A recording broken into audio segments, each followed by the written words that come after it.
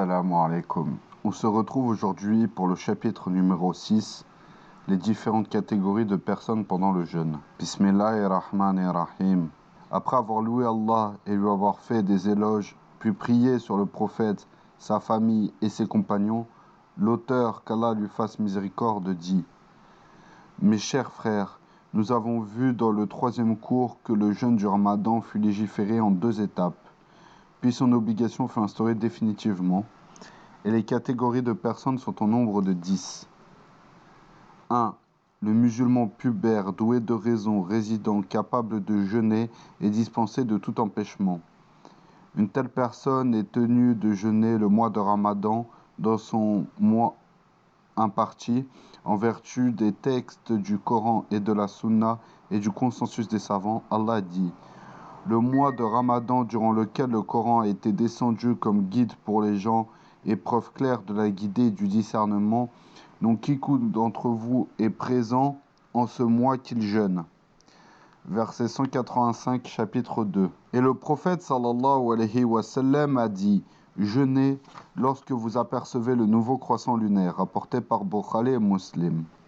Tous les musulmans sont unanimes pour affirmer que le jeûne est obligatoire pour toute personne qui réunit les conditions que nous avons citées.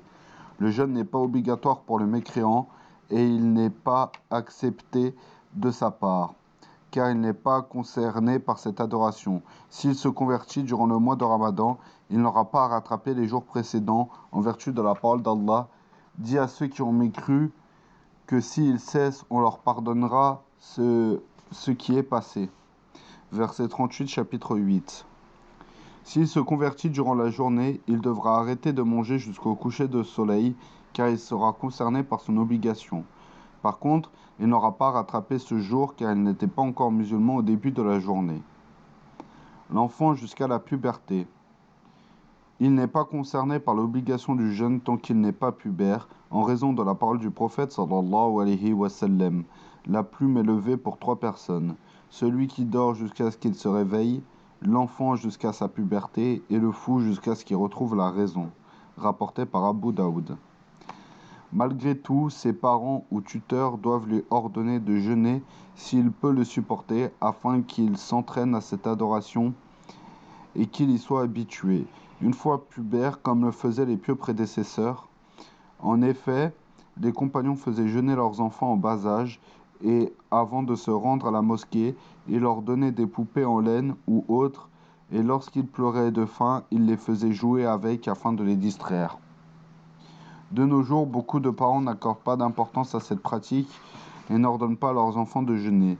Certains interdisent même à leurs enfants de jeûner alors que ces derniers souhaitent le faire, en prétendant qu'ils agissent ainsi par miséricorde à leur égard. S'ils voulaient vraiment être miséricordieux envers eux, ils leur ordonneraient d'observer les obligations et leur inculquer les rites de l'islam et des nobles enseignements et ces nobles enseignements. Les parents qui leur interdiraient de jeûner ou seraient laxistes à ce propos seraient injustes non seulement envers eux-mêmes mais envers leurs enfants également, que cela peut leur causer du tort. Alors dans ce cas, il n'y a pas de mal à ce qu'ils leur interdisent de le faire. La puberté survient de 3 façons. La première, l'éjaculation qui intervient lors d'un rêve ou autre en vertu de la parole d'Allah. Et quand les enfants parmi vous atteignent la puberté, qu'ils demandent la permission avant d'entrer, comme le font leurs aînés. Verset 59, chapitre 24.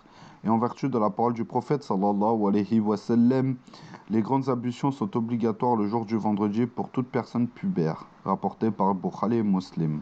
La deuxième, l'apparition de poils raides sur le pubis, en vertu du récit de Atiyya al-Qurazi lors de la bataille des Banu Quraïda. Nous fûmes présentés au prophète alayhi salatu wa salam. Ceux qui étaient pubères, qui avaient des poils pubiens furent tués, et les autres eurent la vie sauve. Rapporté par Nasaï. Le troisième, atteindre l'âge de 15 ans en raison de la parole d'Ibn Omar. Je me présentais au prophète sallallahu alayhi wa sallam car je voulais participer à la bataille d'Uhud alors que je n'avais que 14 ans. Mais le prophète sallallahu alayhi wa sallam me l'interdit. Dans une autre version, il estima que je n'étais pas encore pubère le jour de la bataille du fossé. Je me présentai à nouveau alors que j'étais âgé de 15 ans et il accepta ma participation. Rapporté par Muslim. Et dans une autre version, il vit que j'étais pubère. Ibn Nafi a dit: je me présentais au calife Omar ibn Abdelaziz et lui rapportai ce hadith. Il me dit: ce récit montre la différence entre l'enfant et le pubère. Il ordonna ensuite à ses administrés de donner une part du butin à tous ceux qui avaient atteint l'âge de 15 ans. Rapporté par le Bukhari. Les signes de puberté chez la fille sont les mêmes que chez le garçon, avec en plus l'apparition des menstrues. Lorsque la fille constate l'apparition des règles, elle devient pubère et elle devient responsable même si elle n'a pas encore 15 ans. Si un enfant devient pubère pendant une journée de Ramadan alors qu'il jeûne, il n'aura qu'à terminer sa journée et n'aura rien d'autre à faire. Par contre, s'il mangeait, il devra se mettre à jeûner car il sera concerné par son obligation, mais il ne devra pas rattraper ce jour car il n'avait pas à jeûner en début de la journée. Le jeûne n'est pas obligatoire pour le fou qui a perdu la raison, en vertu du hadith précédent. La plume est levée pour 3 personnes. Son jeûne ne sera d'ailleurs pas valable car il est dénué de raison et est donc incapable de nouer l'intention d'adorer Allah. Et cette intention est une condition indispensable pour toute adoration en vertu de la parole du prophète sallallahu alayhi wa sallam. Les actions ne valent que par les intentions, et chacun sera récompensé en fonction de son intention. Rapporté par Bukhari et Muslim. S'il perd la raison de temps à autre, il devra jeûner lorsqu'il est lucide, et il ne sera pas tenu de le faire lorsqu'il sera inconscient. S'il perd la raison au milieu de la journée, son jeûne ne sera pas annulé, au même titre que celui qui s'évanouit suite à une maladie ou autre, car il a noué l'intention de jeûner au début de la journée lorsqu'il était lucide. Rien n'indique que son jeûne est invalide, surtout si l'on sait que sa folie le saisit à des heures définies. Il devra donc rattraper le jour durant lequel il a perdu la raison. Si le fou recouvre la raison au milieu de la journée, il devra s'interrompre de manger, boire et autres, car il sera concerné par l'obligation du jeûne. En revanche, il ne devra pas rattraper ce jour au même titre que l'enfant qui devient pubère ou le mécréant qui embrasse l'islam. Le vieillard sénile, qui perd la raison, ne devra pas jeûner et ne sera pas tenu de compenser en nourrissant un pauvre, car il aura perdu le statut de personne responsable et sera au même niveau qu'un enfant qui n'est pas pubère. S'il recouvre la raison, de temps en temps, il devra jeûner uniquement lorsqu'il aura toute sa tête. Ainsi, il ne sera pas concerné par la prière et le jeûne pendant la sénilité, mais devra les observer lorsqu'il sera lucide. Celui qui est incapable de jeûner en raison d'un empêchement permanent et dont la dissipation est improbable. Comme le vieillard ou quelqu'un atteint d'une maladie incurable, cancer ou autre, ils ne devront pas jeûner car ils n'en sont pas capables. Allah a dit: craignez Allah autant que vous le pouvez. Verset 16, chapitre 64. Allah n'impose pas à une âme ce qu'elle ne peut pas supporter. Verset 286, chapitre 2.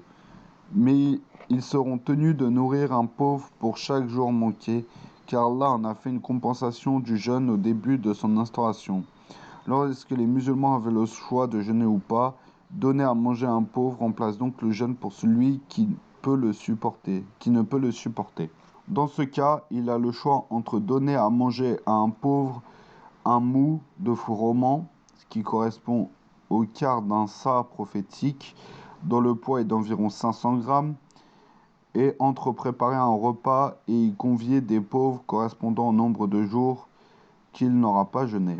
L'imam al-Bukhari a dit: le vieillard qui ne peut supporter le jeûne devra agir comme Anas ibn Malik.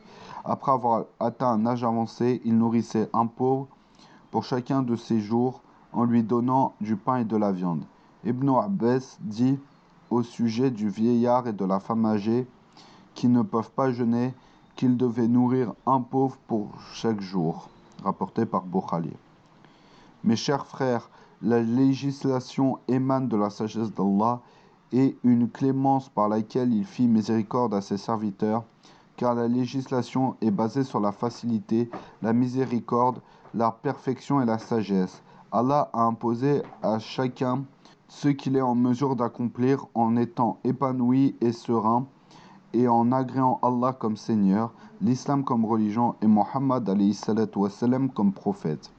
Proclamez donc les louanges d'Allah, ô vous les croyants, pour vous avoir accordé cette religion droite et pour vous y avoir guidé, alors que beaucoup de gens s'en détournent, et demandez-lui qu'il vous y raffermisse jusqu'à la mort. Ô Allah, nous te demandons alors que nous attestons que c'est toi, Allah. Nul ne mérite d'être adoré en dehors de toi, l'unique, celui vers lequel toutes les créatures se retournent, Al-Samad, qui n'a pas enfanté et qui n'a pas été enfanté, et dont nul n'est égal à lui. Ô toi, plein de majesté et de noblesse, toi le grand donateur, toi le grand des cieux et de la terre, toi le vivant, celui qui subsiste par lui-même, et grâce auquel tout subsiste, Al-Qayyum.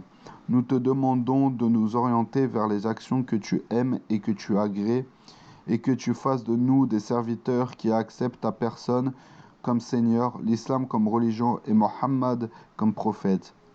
Et nous t'implorons afin que tu nous maintiennes sur ta religion jusqu'à la mort et que tu nous pardonnes nos péchés, nos erreurs, et que tu nous accordes une miséricorde de ta part, c'est toi le grand donateur. Que les prières et les salutations d'Allah soient sur notre prophète Mohammed, ses compagnons et ceux qui le suivent jusqu'au jour, sa famille, ses compagnons et ceux qui le suivent jusqu'au jour du jugement. Donc voilà pour le chapitre d'aujourd'hui.